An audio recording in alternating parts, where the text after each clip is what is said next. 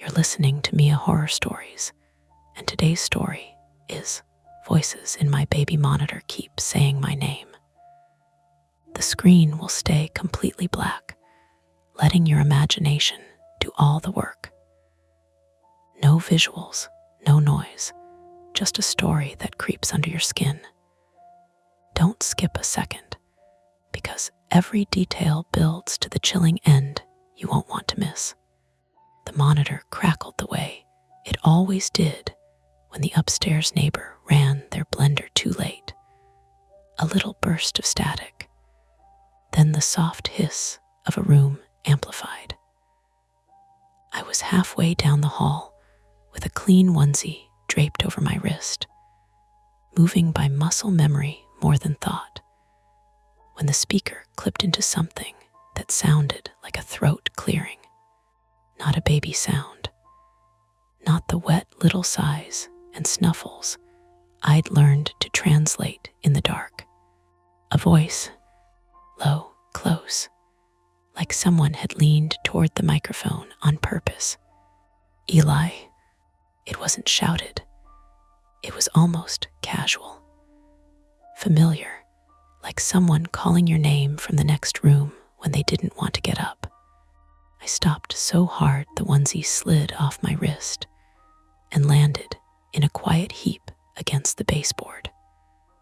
The hallway nightlight threw a thin bar of amber across the runner rug. My bare toes curled against it. I held my breath without meaning to, because in the pause after the voice, I could hear my own refrigerator cycling and the faint, constant traffic hush from Pearl Street down below. From the monitor came the steady, amplified sound of my daughter's room. The whir of the white noise machine, the soft tick-tick of the mobile that I kept forgetting to take down.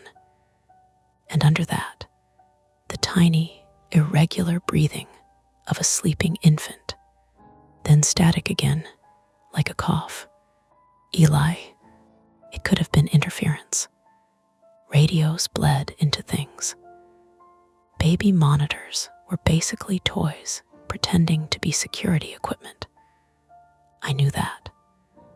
I'd read the reviews at 2 a.m, delirious and furious at capitalism, scrolling through strangers arguing about frequencies and encryption like it was a moral issue. Still, my body reacted before my brain finished its lecture. I walked faster, but not quite running. I didn't want to announce myself to my own house with pounding feet. I reached the nursery door and eased it open with 2 fingers, the way you do when you've spent months negotiating with sleep like it's a skittish animal. The room smelled faintly of lavender detergent and warm milk. The blackout curtains made the air feel thick. The only light came from the small lamp by the glider, shaded and turned low, and the green glow of the baby monitor camera on the dresser. Clara was in her crib, face turned to the side, cheeks round and slack, one hand flung above her head as if she'd been mid-argument and given up. No one else, obviously. I stepped inside anyway, letting the door drift closer behind me, and stood still long enough to listen for anything that didn't belong. Pipes, building settling, someone's TV through the wall. The white noise machine did its ocean thing. Clara exhaled, a thin breath that would have been nothing without the microphone magnifying it. My phone buzzed once in my pocket, a calendar reminder I hadn't turned off. Pediatrician call, 9:00 a.m. As if there was a world where I forgot. On the dresser, the monitor camera sat angled toward the crib. I stared at it like it might stare back. I leaned over Clara, close enough to see the faint sheen of drool at the corner of her mouth. didn't touch her. You don't touch a sleeping baby unless you're prepared to pay for it. Behind me, from the hall, I heard a floorboard creak. The familiar one, the one near the bathroom that complained under any weight. Relief came so quickly, it made me stupid. "Marin," I whispered. Yeah, her voice floated in from the hallway, sleepy and annoyed in the way of someone who'd been yanked out of the one good part of sleep. "What are you doing?" "It's what time is it?" SHH. I stepped back into the hall and pulled the nursery door almost closed behind me, leaving a sliver. Did you say my name?" A pause, then a soft scoff. "Eli, no. I was literally drooling on my own arm." "Why?" I held up the handheld receiver like it might explain itself.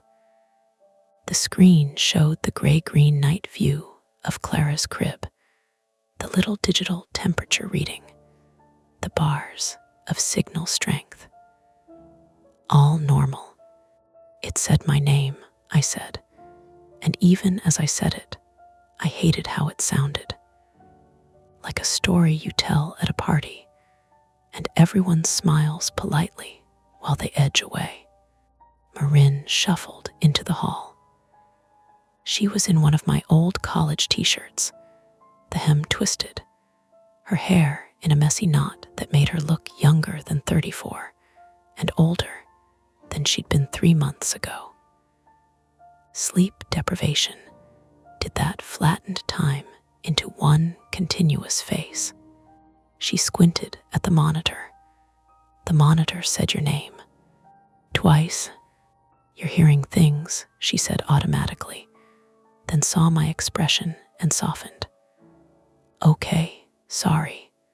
I didn't mean." She rubbed her eyes with the heels of her hands. "What did it sound like?" "Like a guy." I kept my voice low, instinctively, close to the mic, like someone leaned in. Marin blinked slowly, processing. Then she reached out and took the receiver from my hand. The plastic was warm from my grip. She held it up like she expected it to confess. The monitor gave a tiny burst of static. Then Clara's breathing amplified. No voice. Marin stared at the screen, then at me. Maybe it picked up the neighbor, the one with the dog. "The monitor is in Clara's room," I said. "It wouldn't pick up outside voices unless the mic is just really sensitive. Or it's interference," Marin said, and she sounded steadier when she had a label to stick on it. She always did. She was the kind of person who could talk herself out of a panic attack by numbing the symptoms, listing the likely causes, drawing a mental flowchart. I could build a case for disaster on a single loose thread. I realized my fingers were clenched and forced them to relax. "These things can get hacked," I said too fast. "I've seen it. People talk through them." Marin exhaled through her nose, almost a laugh, but not quite. "Eli, we live in a 3rd-floor walk-up in Brooklyn. We have a door that sticks in the winter. Nobody is targeting our baby monitor." "That's not what I mean," I said. "Not targeted, just people messing around, bored, scanning." Marin shifted her weight, the hall light catching the faint purple shadows under her eyes. She looked toward the nursery door, toward the sliver of dim room. Her expression tightened in a way I recognized. Not fear yet, but the beginning of protective anger. "Okay," she said. "If that's even a thing, we change the password. We reset it. I'll do it tomorrow." Now I heard myself ask, and it came out smaller than I wanted. pleading. Marin hesitated, then handed the receiver back. "I have work at 8, she said, voice careful. "If we start messing with settings now and it disconnects, and then Clara wakes up, and then we're up until dawn." It was a fair point. It was also the kind of point that made me feel like a child because I couldn't accept it. I'd always hated that about myself, the way my mind could latch onto a possibility and refuse to let go until I'd worn it down to certainty. My mother used to call it digging for splinters. As a kid, I'd pick at my cuticles until they bled because I couldn't stand the feeling of something under the skin. Anxiety was like that too. If there was something under the surface, I needed it out. Behind the nursery door, Clara made a tiny sound, a soft, questioning "A," and both of us froze. We waited. The white noise covered it. She settled back into sleep. Marin's shoulders dropped. "See," she whispered, as if that proved something. The monitor hissed again. Just static. Then, very faintly, a sound like fabric shifting. Marin's eyes flicked to the receiver in my hand. "Did you?" I didn't touch anything. The receiver's speaker clicked, the way it did when the signal wobbled. For a second, the audio cut, then returned, slightly louder, as if the monitor had adjusted itself, and then softer than before, almost swallowed by the white noise. The same low voice slid through again. "Eli." Marin went still in a way that wasn't sleepy anymore. Her hand found my forearm, fingers tightening not hard, but enough to anchor. Her nails were short and uneven from stress chewing. I could feel the tiny ridges. She didn't look at me. She looked past me at the nursery door.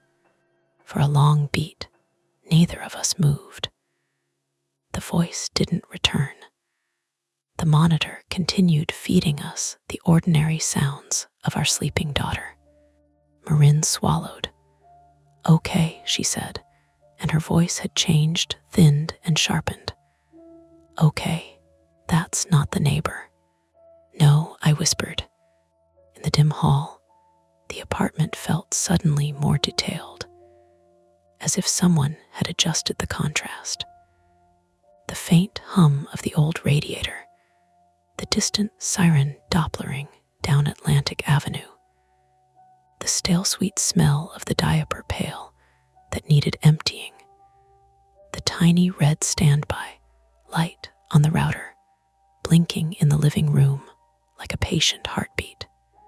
Marin's grip loosened. She rubbed her thumb over my skin, an unconscious soothing motion that she usually used on Clara. "We can do 2 things," she said quietly. "We can go in there and check every inch of the room, even though we already did, and freak ourselves out. Or we can unplug it and use the audio on our phones like we did last week when it wouldn't connect." Unplugging meant no monitor, no amplified breathing, no easy reassurance. It also meant no voice. Checking the room meant what? Opening closets and looking under the crib while trying not to wake a baby. Calling the police to say a device in our apartment said my name. Imagining an officer's expression, polite and tired. Marin watched my face as if she could see the route my thoughts were taking. "Eli," she said, and hearing my name from her, from a human mouth right in front of me, made my stomach turn. "Pick, right now." The receiver sat in my hand, warm and ordinary, its screen showing the grainy outline of our daughter sleeping like a comma in the dark. I looked at the nursery door, at that thin slice of room, and the steady, amplified hush coming through plastic. And I realized that whichever choice we made, we were going to remember this moment as the one where we decided what kind of parents we were. The kind who chased every strange sound, or the kind who turned things off and hoped sleep would cover the gap. I drew a breath, and the monitor crackled once, like it was listening. The problem announced itself in the most mundane way possible. Clara started crying. Not the sharp, panicked cry. This was the uneven, building whine that meant she was awake and confused, sliding toward full-volume protest. The monitor caught it a half-second before it reached us through the wall. A delay I'd never noticed until now. Marin swore softly. Okay. She reached for the receiver, then hesitated, her eyes flicking to me. You going? I'll go, I said, already moving. As I pushed the nursery door open, the cry spiked, then dipped, like Clara recognized footsteps and was recalibrating. I murmured her name without thinking. The room looked the same as it had 10 minutes ago. Same lamp glow. Same crib bars casting stripes on the wall. I lifted her, felt the warm weight settle against my chest, the familiar milk-sour smell of her breath. She tucked her face into my shoulder and quieted, hiccuping once. Over the white noise and the soft snuffling, the monitor on the dresser crackled. I froze. Clara shifted, sensing it, and I bounced her gently, eyes locked on the receiver I'd set down next to the wipes. The audio spiked static, then the sound of something brushing the microphone. Fabric or fingers. Eli. It was louder this time, clearer. Clara startled, a tiny jolt, and started to cry again. I turned in a slow circle, scanning the corners of the room like there might be someone crouched behind the glider. My heart was loud enough I wondered if the mic could pick that up too. Marin appeared in the doorway. What? She whispered, then saw my face. Did it? Yes, I said. It just did it again. Marin stepped fully into the room and shut the door behind her, the click sounding too final. She took Clara from me with practiced efficiency, tucking her against her shoulder, patting. Hey, it's okay. To me, quieter, okay. That's 3 times. We stood there listening to our daughter calm down, listening to the ordinary room sounds swell and recede through cheap plastic. Nothing else happened. No voice, just us breathing. Marin's jaw worked.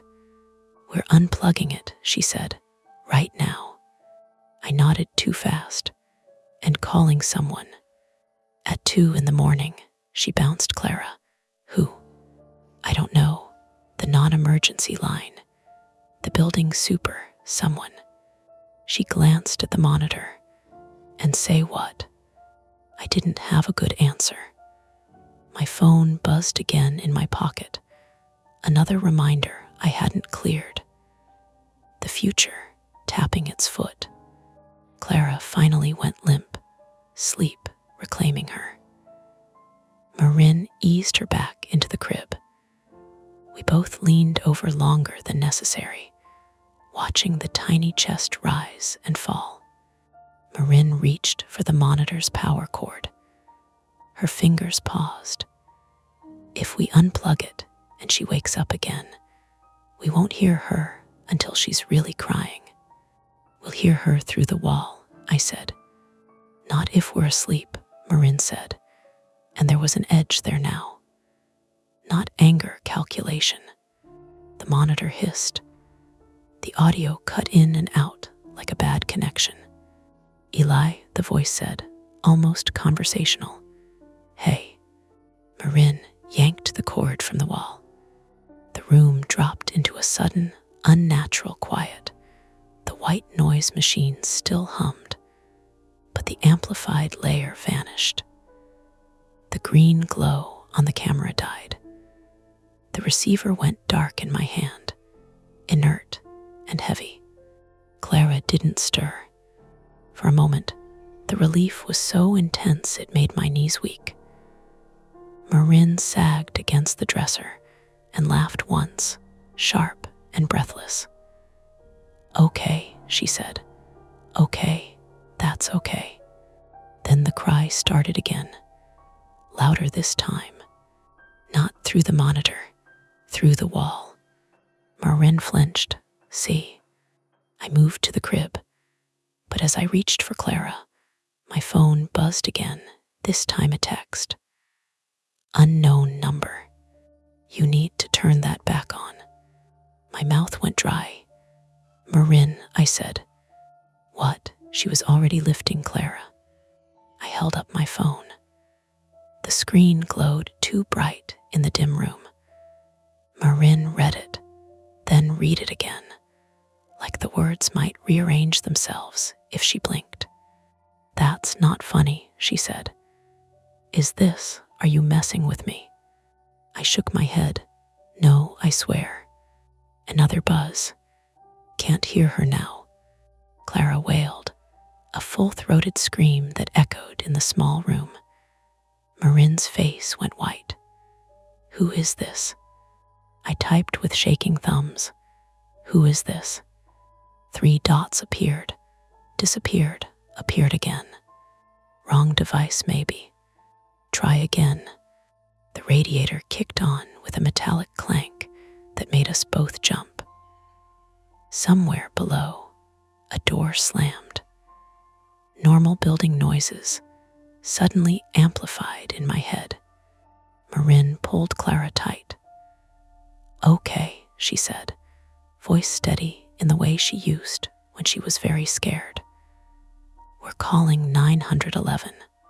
For a text," I said, and hated myself for it.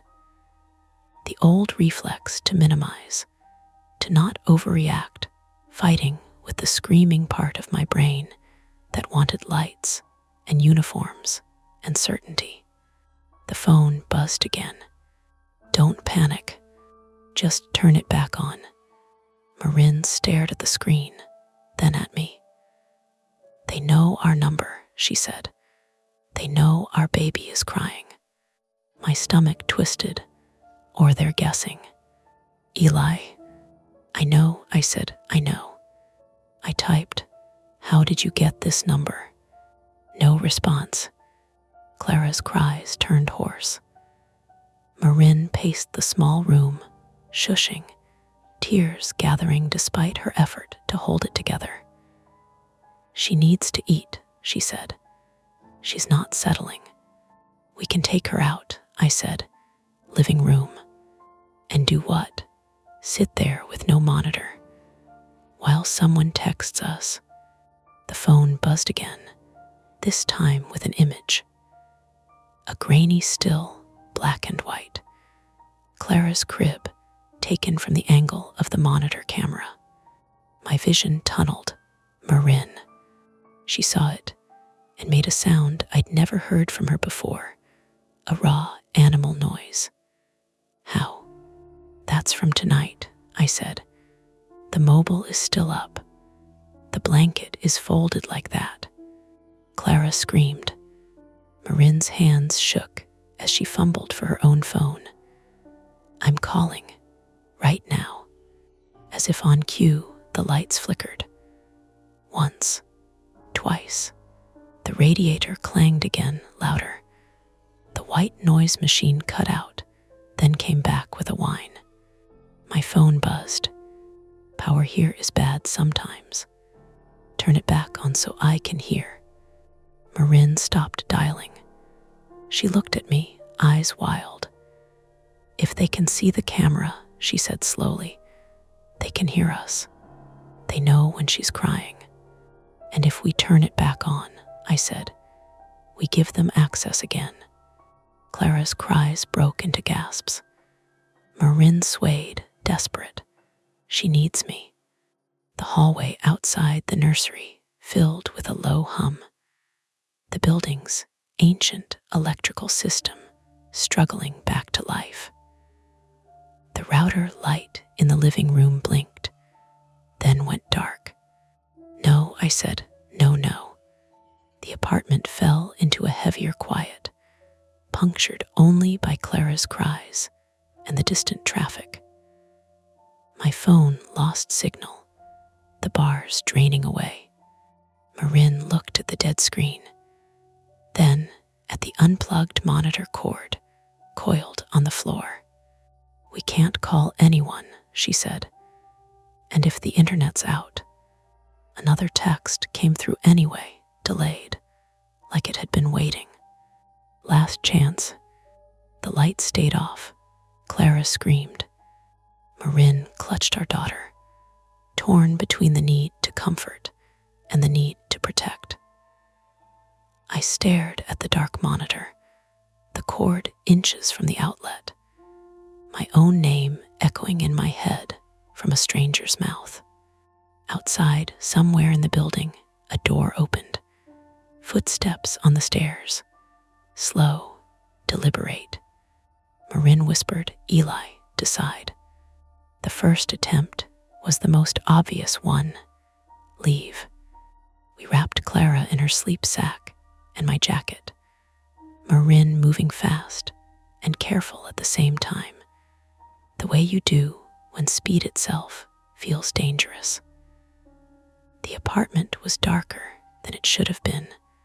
Emergency glow leaking in from the stairwell window at the end of the hall.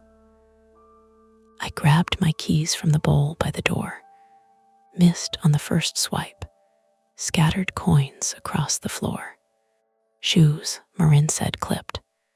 I'll carry her, I said. My hands were shaking enough that the keys chimed again when I picked them up. As I opened the door, the hallway light flickered on, then off. The building smelled like dust and old cooking oil, sharper without the usual hum of electricity. Somewhere above us, someone shouted a confused hello, followed by a door slamming. I stepped into the hall and froze. The stairwell door, normally propped open with a broken wedge, was shut. Not just shut, locked. The deadbolt knob sat horizontal, the little red indicator showing through the metal. That's not, Marin started. I rattled it once, then harder. Solid. The super locks this at night sometimes, I said, and immediately hated how thin it sounded. To keep people from. The elevator dinged, then fell silent. A moment later, the emergency bell started chiming somewhere deep in the building, muffled and repetitive. Clara began to cry again, the sound ricocheting in the narrow hallway. Marin hissed a curse and pulled her tighter. Behind us, a door down the hall creaked open. Mrs. Kowalski from 3B leaned out, hair wrapped in a scarf, eyes bright with suspicion. Power out, she said, like we hadn't noticed. You leaving? The stairwell's locked, Marin said. Mrs. Kowalski frowned. It shouldn't be. She shuffled closer, peered at the door, then at us. Her gaze lingered on Clara. Try the other end.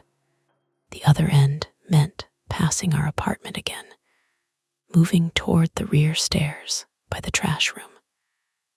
The narrower ones, the ones that always smelled faintly of bleach and something sweet-rotten. We turned as one. Halfway down the hall, my phone buzzed weakly, one bar flickering back to life. Backstair, I stopped, Marin almost ran into me. "What?" she snapped. I showed her the screen. Her face hardened. "We're not doing what they say." "I know," I said. "I just—" Clara wailed louder, the sound echoing. Mrs. Kowalski retreated back into her apartment, door clicking shut. Privacy reclaimed. We reached the rear stairwell. This one was open, the door held by a bent metal hook. I pushed it and felt resistance. Then it gave, scraping loudly. The stairwell was lit by a single emergency bulb, yellow and sickly. The concrete steps curved down tight, handrail sticky under my palm. I took the first step and nearly slipped. Water pooled on the landing below, dripping steadily from somewhere overhead. "Careful," Marin said, breath tight. We made it down one flight, then another. On the third, the smell intensified. The trash room door stood ajar, a shadowed rectangle. Something moved inside it, a shift, a scrape. I flinched, heart slamming. Marin did too, stepping back hard enough to bang her elbow on the wall. A raccoon burst out, eyes shining in the emergency light, then bolted past us up the stairs, claws clattering. Clara screamed. Marin gasped, half laughing, half sobbing. "Jesus," she breathed. "Jesus." Misdirection. Just an animal. I clung to that thought like a rope. At the bottom, the exterior door was chained. Not locked with a padlock, just looped, the chain draped heavy and careless, as if someone had meant to come back and finish the job. Marin stared. "They never do this." I tugged the chain. It held. Outside, through the wired glass, I could see the alley, slick with recent rain, trash bags piled high. Freedom, 10 feet away. My phone buzzed again. "Can't let you out." My stomach dropped. "Okay," I said, "okay."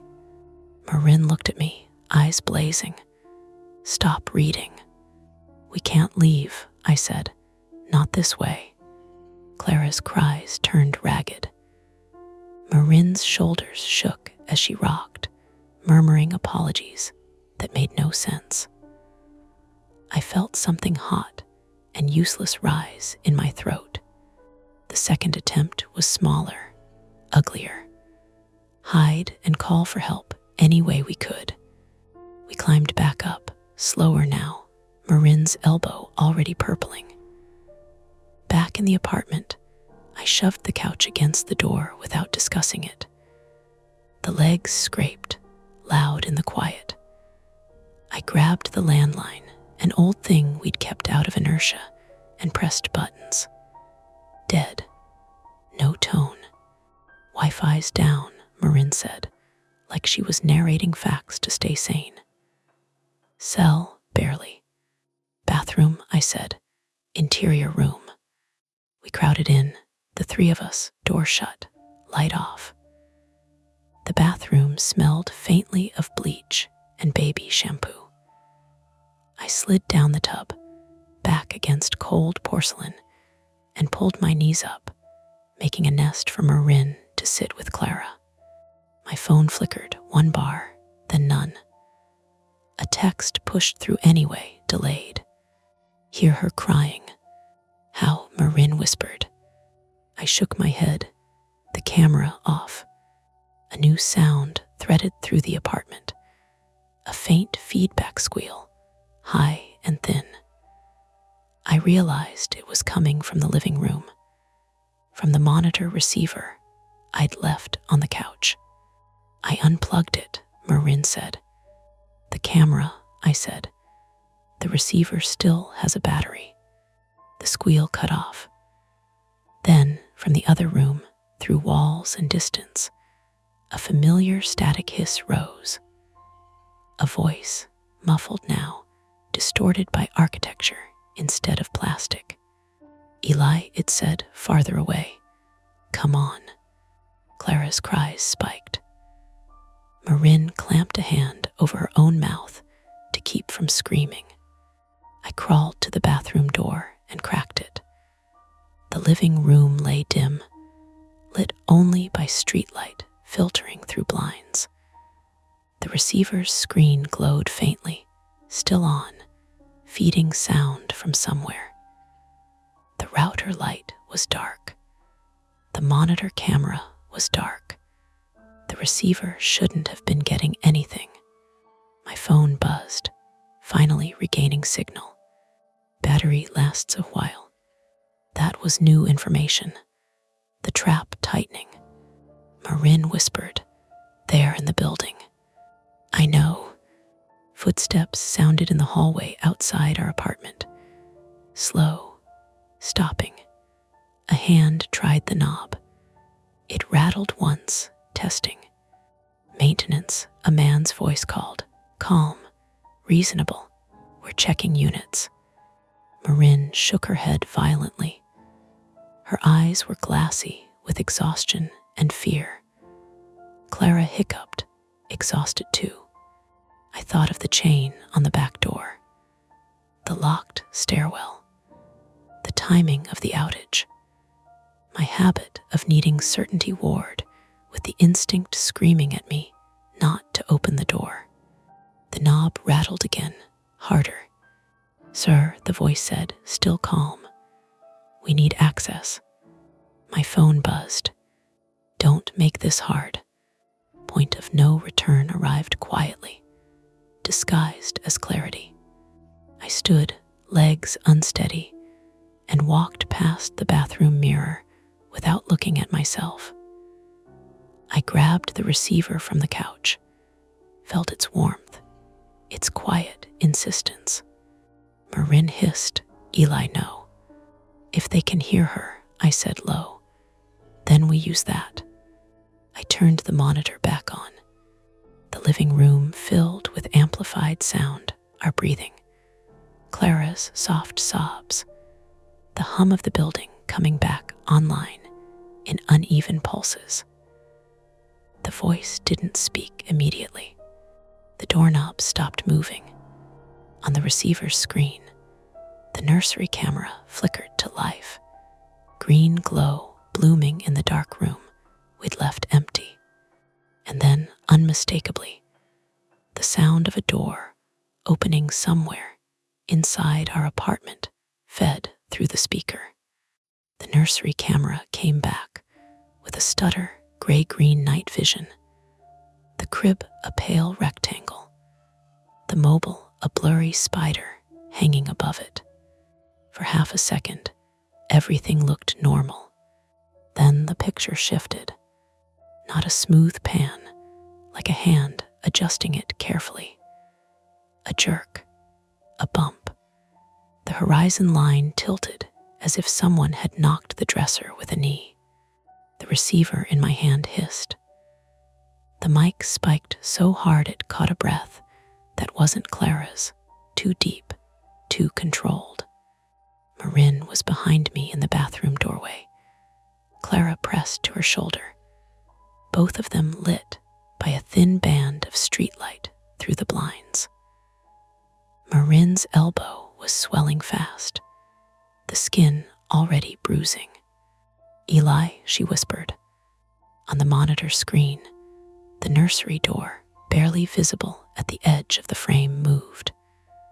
The sliver of hallway beyond it widened. Someone was in there. My mind did that thing it always did, tried to make it smaller. A neighbor, a mistake, the super checking breakers. Then the low voice came through the receiver again, close enough that it fuzzed the speaker. "Don't do that," it said, and there was irritation in it now. Not spooky, human, annoyed. Clara let out a thin, exhausted sob and went quiet, the way she did when she'd cried past the point of protest. and was just trying to breathe. Marin's hand found my shoulder, fingers digging. "He's inside," she said. "He's inside our apartment." The doorknob rattled again at our front door, our real front door, blocked by the couch. A hard test, then a pause. 2 points of pressure. Nursery, front door. I looked at the receiver. It was the only window we had. Bathroom, I mouthed to Marin. "Lock it." Marin backed in, careful not to bang Clara's head on the frame. She shut the bathroom door with a quiet, deliberate click. I moved into the living room, bare feet whispering on the floorboards. The apartment felt wrong without the usual electrical hum. Too many little sounds stood out. The radiator pinged. Water ticked in a pipe. Somewhere upstairs, a baby started crying in sympathetic alarm. I grabbed the heaviest thing my hand hit first. The cast iron skillet from the drying rack, still slightly greasy. My grip slipped. I tightened it until my knuckles hurt. The monitor receiver crackled. On the screen, the nursery camera's view filled with a dark shape, someone's torso passing close. A hand lifted into frame, pale in night vision, fingers blunt. It reached toward the lens. "Eli," the voice said again, softer now, coaxing. "Come on. You already turned it back on. Don't make me wake her up again." He knew exactly where to poke. My phone on the coffee table flickered back to 1 bar. A call might go through. Might not. I dialed 911 anyway, thumb shaking so badly I hit 9 twice and had to backspace. Nothing, no ring. The screen flashed call failed like it was scolding me. The front door knob rattled again. This time the couch shifted a fraction, legs scraping. The sticky winter door, Marin was right, never sat true in the frame. A good shoulder could pop it. My eyes went to the hallway nightlight, the strip of amber, the runner rug. Past it, the bathroom door. "Marin," I said low, urgent. "If he gets through the front, go out the fire escape kitchen window. Take Clara." "We don't have time," Marin hissed back through the door, voice tight. "He's here." I could see the kitchen from where I stood. Dark window, blinds half open, a rectangle of alley light beyond. The fire escape ladder was there, but in the blackout, it might as well have been a cliff. The receiver hissed again. The man in the nursery shifted. The camera view steadied as if he'd braced the dresser. He knew the equipment. He'd done this before. Then the nursery door moved again, wider. Footsteps muffled in our hallway. I had a map in my head. Living room to hall, hall to nursery on the left, bathroom near the creaky board by the sink, rear stairs at the end if we could reach them. The front door was at my back, blocked, but not sealed. I made a decision that felt like swallowing glass. I stepped into the hall. The nightlight made everything look flatter than it should. Shadows shaved down to dull wedges. Halfway down, near the bathroom, the familiar floorboard creaked under my weight too loud. It announced me. The footsteps coming from the nursery paused. A head appeared in the nursery doorway. A man, mid-30s maybe, wearing a dark hoodie and work pants. Not a uniform, but the kind of clothes people choose when they want to look like they belong anywhere. He had a small tool bag slung over one shoulder and a phone in his hand, screen bright. The glow lit the lower half of his face, making his eyes look like holes. He saw the skillet. His eyebrows lifted, surprised, then calculating. "Hey," he said, as if we'd run into each other in the lobby. "Okay, relax. Get out of my apartment," I said. My voice came out rough and higher than I meant. He looked past me toward the living room, toward the front door, then toward the bathroom door. "You've got a baby," he said, like that was his leverage. "I'm not trying to." "Out," I said again, stepping forward. His phone buzzed in his hand, and I realized with a cold jolt that the texts were probably coming from that device, or another one in his pocket. My number wasn't magic. He'd had access to our router at some point. The Wi-Fi name still had my name in it because I'd set it up in a hurry months ago, Eli Home 5G, and never changed it.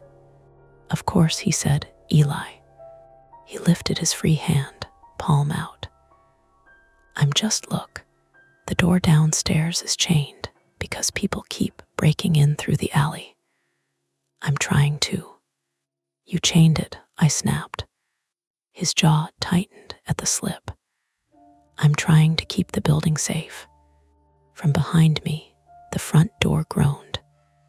The couch scraped again. A hard shove from the other side. The man's eyes flicked there. His mouth twitched like he was deciding whether to play dumb or run. "Who else is here?" I said, heart hammering. "Who's at my door?" He didn't answer. He took one step backward into the nursery, like he wanted the narrow doorway to funnel me, like he knew hallways were traps. I didn't follow. Instead, I did the only thing I could think of that didn't require courage I didn't have. I made noise. I turned and yanked open the apartment door, only a crack because of the couch, and shouted into the hallway at the top of my lungs, "Call the police. Someone's in MY apartment." My voice bounced off plaster, off old doors, off the locked stairwell. A door down the hall opened. Another, someone swore. Mrs. Kowalski's voice, sharp as a thrown spoon. "What is happening?" The man in the nursery moved fast then, losing the casual tone. He surged toward me, phone raised like he might smash it into my face or use it as a distraction. I swung the skillet without thinking. It connected with his forearm, solid, sickening. He grunted and stumbled sideways into the wall, shoulder slamming hard enough that a framed print in the hallway dropped and shattered. Pain flashed up my wrist from the impact. The skillet almost slipped. I tightened my grip, wrist screaming. He swore, breath ragged now. Are you kidding me?" "Get out," I said, and my voice steadied in a way that scared me a little. He lunged again, not at me, at the bathroom door. Marin screamed from inside, a short, furious sound, and the lock clicked as she tried to brace it. Clara started crying again, thin and exhausted. The man's hand closed around the knob. I hit him again, higher this time, on the shoulder. The skillet clanged against bone. He howled and spun, eyes suddenly wet with real pain. For a moment, we just stared at each other in the amber light, two strangers in a hallway, both breathing hard, both realizing this had turned into something neither of us could talk his way out of. Footsteps pounded outside, multiple pairs now. Someone banged on our door from the hallway side. The couch shifted, giving a little, and I realized I'd just opened our apartment to everyone. "Eli," Marin yelled from behind the bathroom door. "He's trying." The man looked at the front door crack, at the voices outside, at the fact that the whole floor was waking up. He made a choice. He bolted not toward the front door, but toward the rear of the apartment, toward the kitchen and the back stairwell. The direction he'd told me not to go. I chased, because I couldn't let him disappear into the building with a phone full of our feed and my name on his tongue. My bare foot hit a slick spot on the runner rug, one of the coins I'd dropped earlier. I went down hard, knee slamming the hardwood. Pain shot up my leg. The skillet skittered out of my hand and clanged against the wall. The man hit the kitchen window with his shoulder. The latch snapped open. Cold air rushed in, smelling like rain and trash. He hauled himself onto the fire escape, one arm clearly useless, and disappeared down into the dark metal geometry. I dragged myself up, knee throbbing, and leaned out the window just enough to see him drop to the landing below. He moved fast despite the injury, vanishing down the ladder. Below, the alley was a black ribbon between buildings. The chained rear door, 10 feet away on the other side of glass, glinted faintly in the streetlight, exactly where we'd seen it. Voices flooded our hallway, now neighbors, confused, angry, half-dressed. Mrs. Kowalski pushed into view, phone already up, recording or calling. I couldn't tell. The power flickered back on in a stuttering rush. The router light blinked, then glowed steady. The apartment filled with the hum of electricity like a returning tide. My phone finally rang, not 911, but an incoming call from an unknown number. I stared at it, breath catching. It rang once, twice. Then it stopped. In the sudden quiet between Clara's cries and the neighbors' voices, the baby monitor receiver on the living room floor, forgotten, still on, crackled one last time, and the voice, farther now, thinner with distance, said my name like a promise. "Eli." The police arrived after the building finished waking up. 2 officers first, then a third, the hallway suddenly full of radios and notebooks, and the smell of wet coats. They took our statements separately, which felt unnecessary, and then, 5 minutes into it, absolutely essential. I sat on the edge of the couch now, pushed back to its normal place, legs crooked where it had scraped, cradling my wrist in a paper sling the EMT had fashioned, while Marin paced with Clara, whispering apologies to her like she'd personally failed at keeping the world out. My knee throbbed in pulses. Every so often, when I shifted, it sent a sharp reminder up my leg that made my vision fuzz at the edges. "You did the right thing," the officer told me, pen scratching. He was young, early 20s maybe, earnest in the way that felt practiced. "You made noise. You alerted neighbors. That's good." He asked me to describe the man again. Hoodie, tool bag, phone. The way he'd said my name like it belonged to him. "Did he say anything else?" the officer asked.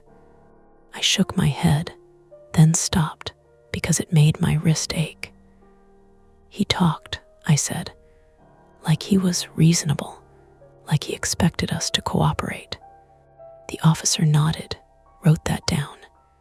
In the kitchen, another officer photographed the snapped window latch and the scuffed sill.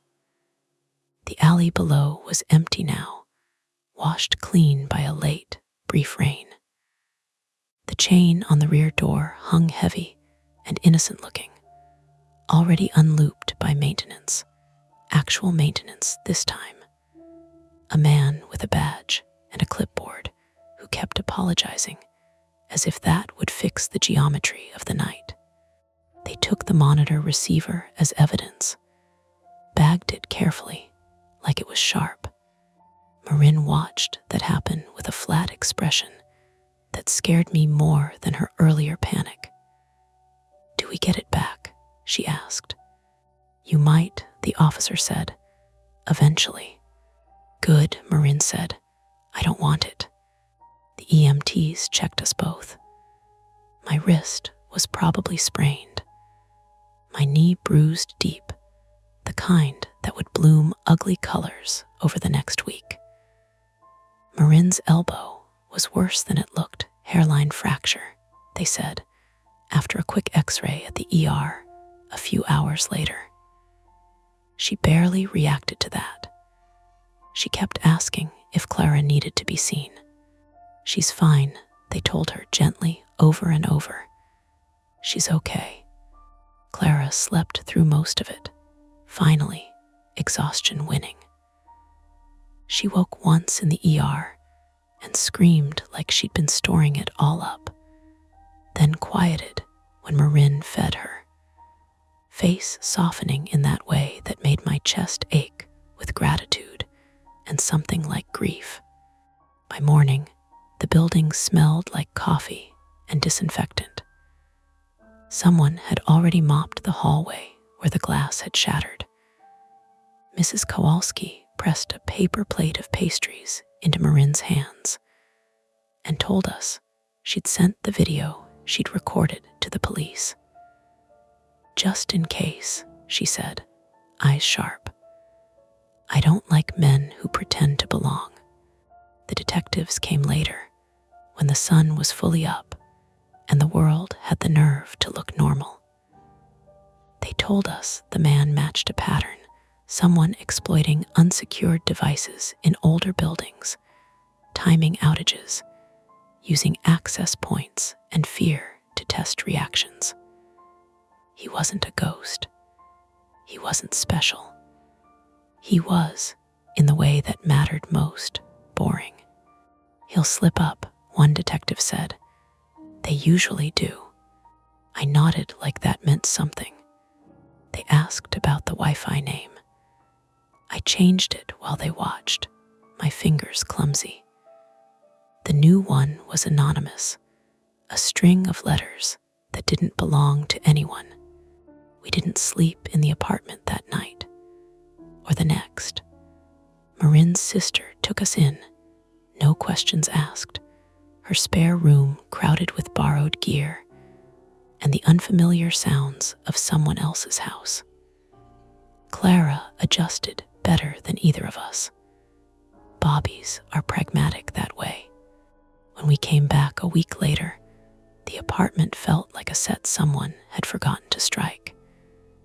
Everything was where we'd left it, but the meaning had shifted. The nightlight still cast its amber bar. The floorboards still creaked. The kitchen window latch had been replaced with a sturdier one that clicked decisively, a sound I tested twice before believing. We bought a new monitor, then returned it unopened. Marin suggested an audio-only app on our phones. I suggested nothing. In the end, we agreed to do what we'd done in the blackout, doors open, listening the old way, trusting our own ears. Life crept back in around the edges. The pediatrician call happened. Clara gained weight. Marin learned how to do everything one-handed while her elbow healed, jaw set in a way that told me not to offer help unless she asked. I went back to work and found myself staring at my computer whenever a notification popped up, heart jumping before my brain caught up.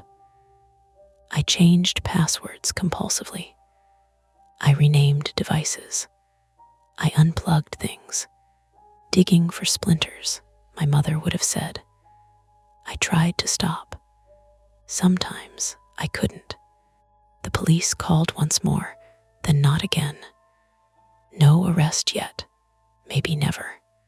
On a quiet afternoon, weeks later, while Marin was out and Clara napped in her crib, I stood in the nursery doorway and watched her breathe. The room smelled like clean cotton and sunlight. The mobile still hung there. I took it down, finally, coiled the string, and set it in a drawer. My phone buzzed in my pocket. A calendar reminder, something harmless. I exhaled. For a long time, nothing else happened. That was the strangest part, how quickly the extraordinary retreated, leaving only habits behind. Checking locks, glancing at windows. The way Marin flinched when someone knocked unexpectedly, then laughed it off a beat too late.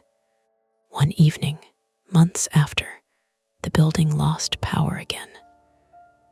Just for a minute, long enough for the lights to wink out and the refrigerator to sigh to a stop.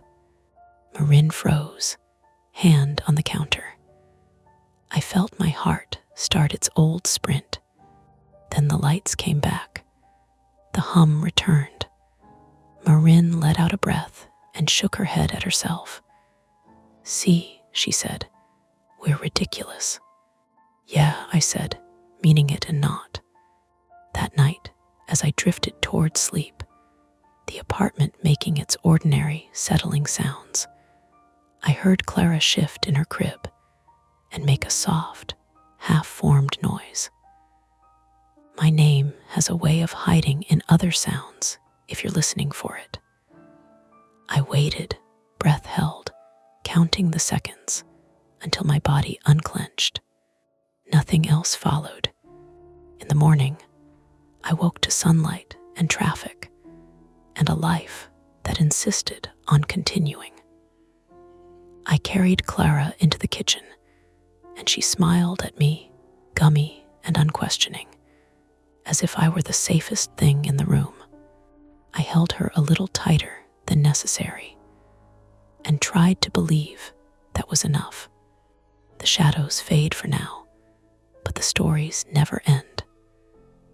Don't forget to hit like, subscribe to Mia Horror Stories, and join our community of horror lovers.